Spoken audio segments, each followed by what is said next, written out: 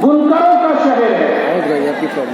और यही वो सनत है जिसने मालेगांव नहीं, नासिक नहीं, महाराष्ट्र नहीं, बल्कि आंध्रा से आने वाले, यूपी से आने वाले, बिहार से आने वाले, तेलंगाना से आने वाले लोगों को रोटी रोजी दी और अपने दामन में उन्हें जगह दी, उन्हें बसाया।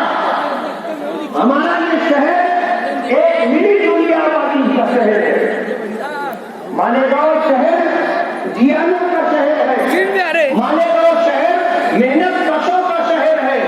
मालेगांव शहर मजदूरों का और हरामखोरों का शहर है। मालेगांव ने कभी भी हरामखोरी को पसंद नहीं किया। मालेगांव ने कभी भ्रष्टाचारी और बदगुमानी करने वालों को पसंद नहीं किया। जाने क्या मजबूरी रही मालेगांव की, कैसे